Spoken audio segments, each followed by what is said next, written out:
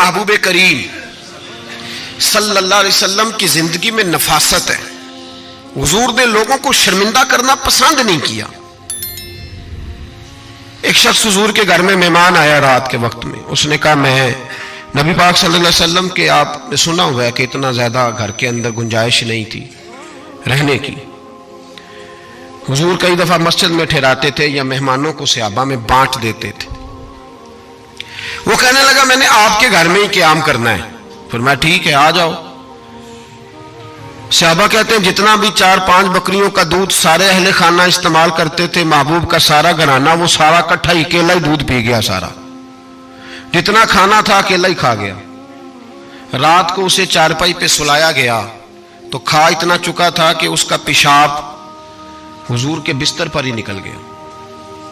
وہ جب آلودہ ہوا تو شرمندہ ہوا, اٹھ کے بھاگ گیا. کسی نے دیکھ لیا تو کیا بنے گا. کہتا ہے میں جب کنویں پہ گیا جا کے میں نے غسل کیا کپڑے دھوئے تو خیال آیا میری تو سونے کی انگوٹھی رہ گئی ہے وہاں. اب طبیعت اجازت نہیں دیتی تھی کہ وہاں لوگ کٹھے ہو گئے ہوں گے. یہاں نماز کے دوران اگر کسی کا موبائل بج جائے نا تو پکے نمازی ناراض تو نہیں ہو جائیں گے آپ لوگ. جو زیادہ پکے نمازی پکے ان سے نہیں معافی ملتی.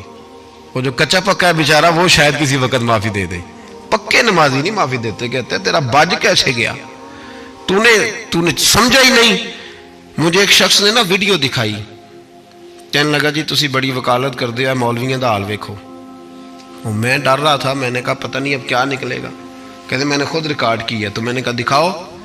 ویڈیو میں یہ تھا کہ نماز امام صاحب نے مکمل کی ہے تو دعا کے ہاتھ پھیرے ہی ہیں انہوں نے تو وہ موبائل لے کے جا رہے ہیں بار بار ٹوٹیوں کے پاس جا کے فون سننا شروع کر دیا. کہنے لگا جی یہ مولویوں کا حال ہے. نماز مکمل نہیں ہوئی فون کان کے ساتھ تو دوسرے کیسے باز آئیں گے. میں نے کہا تو بہت جرم کیا اس نے. تو اس کا پھر کیا اشر کیا آپ لوگوں نے. کہتے نہیں آپ کو دکھانے لو. میں نے کہا پاگل آدمی اس کے گھر سے بھی فون آ سکتا ہے. کہنے لگا نہیں گھر تو مسجد میں ہی ہے وہاں سے کیسے فون آئے گا. تو میں نے کہا اصل میں تجھے پتا نہیں. ہو سکتا ہے اس کی بہن نے فون کیا ہو کہ خامن نے 2 تھپڑ مار کے باہر نکال دیے. تو وہ ایسا وقت ہوتا ہے جب کھڑا نہیں ہوا جاتا بات سننی پڑتی. یار معافی نہیں دیتے. ایک ایک جملے پر ایک ایک حرف پر لوگ اعتراض کریں گے. ایک ایک حرف پر کوئی گنجائش ہی نہیں. حضرت سیدنا انس بن مالک رضی اللہ تعالیٰ عنہ فرماتے ایک صحابی اپنے غلام کو مار رہے تھے تو نبی پاک پہنچ گئے. حضور نے فرمایا اسے معاف کر. اس نے کہا کتنی بار. ایک جملہ نبی پاک نے کہا تو حضرت انس کہتے ہیں میرے وجود کے رونگٹے کھڑے ہو گئے. اسے معافی دے دے. حضور کتنی بار. تو میرے نبی پاک نے فرمایا جتنی بار اللہ تجھے معافی دیتا ہے دے نا اتنی بار. وہ اگر تجھے بات بات پہ پکڑے تو تیرا کیا اشر کرے. سوچنا. اور رب زیادہ قادر ہے تجھ پر. ہم شرمندہ کرتے ہیں لوگوں چھوٹی چھوٹی باتوں پر. چھوٹی چھوٹی باتوں پر ہم احساس نہیں کرتے. احساس کی دولت حسن ہے زندگی میں. اور میرے رسول کا کمال یہ ہے کہ دنیا میں آج جتنا بھی احساس ہے یہ سارا میرے نبی کا دیا ہوا ہے. احساس جتنا بھی اس وقت ہے یہ سارا میرے رسول کا عطا کردہ ہے. اب میرے اعلیٰ حضرت فرماتے ہیں لوگ دنیا میں گزرتے ہیں نا لوگ گزرتے ہیں تو وہ جدھر جدھر سے گزرتے ہیں نا وہ بستیاں اجاڑتے جاتے. بادشاہ عرب کے بستیاں اجاڑتے تھے. اعلیٰ حضرت فرماتے ان کی مہک نے دل کے غنچے کھلا دیے. وہ جو جس راہ چل دیے ہیں کوچے بسا دیے ہیں بس جب آ گئی ہیں جوشے رحمت پہ ان کی نظریں جلتے بجھا دیے ہیں روتے ہنسا دیے. یہ کمال تھا میرے رسول پاک صلی اللہ علیہ. وہ شخص کہتا ہے میں انگوٹھی سونے کی رہ گئی تو دل میں خیال یہ تھا کہ واپس جاؤں گا تو وہاں تو حالات ہی بڑے گڑبڑ ہوں گے. لوگ اکٹھے ہوں گے شرمندگی ہوگی. میں پیشاب کر رہا ہوں بستر پہ حال بڑا سخت ہوگا.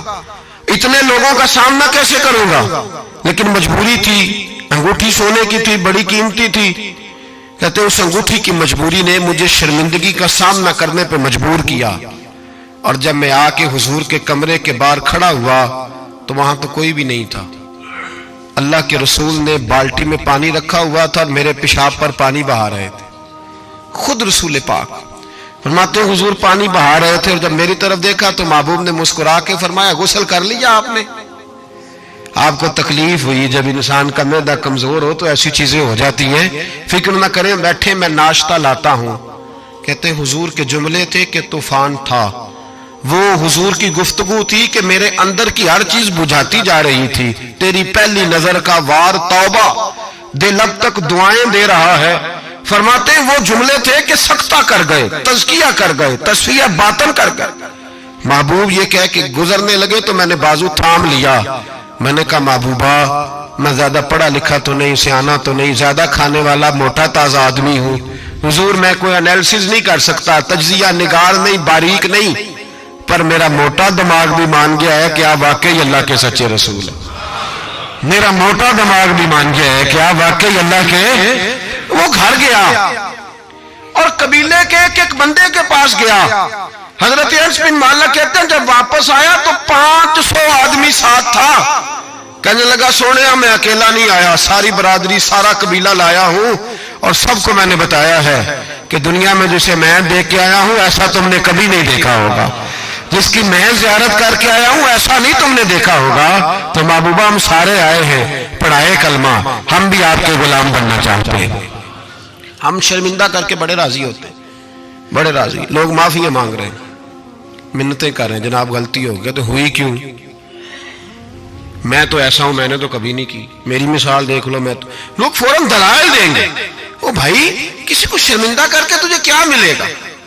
کسی شخص کو تھوڑی دیر کے لیے جھکا کے تیرے نفس کی کون سی تسکین ہے جو حاصل ہوتی، تیرے وجود کے اندر کون سی؟ اور ناراض نہ ہونا، یہ ہر طبقے کا معاملہ ہے، جتنا کوئی اس کے نیچے ایک آدمی ہے یا 2 آدمی ہے، وہ روب ڈال کے خوش ہوتا ہے، وہ اس کو پریشان کر کے نیچا دکھا کے راضی ہوتا ہے۔ میرے رسول دنیا میں لوگوں کو نیچا دکھانے نہیں آئے، عزتیں عطا کرنے آئے، حضور بلندیاں دینے آئے، نبی پاک نے وقار دیا۔ میں کبھی کبھی پریشان ہو جاتا ہوں جب لوگ آ کے کہتے ہیں نا بچی کی شادی ہے، تعاون کریں کرائیں، تو ایک سوال ذہن میں آتا ہے کہ کس پہلو سے تعاون کریں؟ بچی کی شادی پہ کھانا پکانا فرض ہے؟ بولیں تو صحیح، سنا کبھی جہیز دینا؟ کس چیز کا تعاون کریں بتائیں؟ کرنا چاہیے۔ میں اپنی بساط بھر دوستوں کی توجہ دلاتا ہوں کہ یار یہ ضروری ہے، اس کے ساتھ تعاون کریں، لیکن سوال میرا یہ ہے کہ اس میں فرض کون سی شے ہے؟ وری دینا فرض ہے، زیور ڈالنا، کس بات کی تعاون، کس بات کا کرائیں؟ اگر کوئی ہم سے اس کا شرعی تقاضا پوچھے تو کیا جواب دیں اس کو؟ میرے پاس کوئی استفتاء لے کے آتا ہے تو میں کیا جواب دوں گا؟ اس میں کون سی شے ضروری ہے؟ پھر اگر آپ ناراض نہ ہوں تو فکرہ کہہ جاؤں، دل کرتا ہے بچی والوں سے تعاون نہ کرے،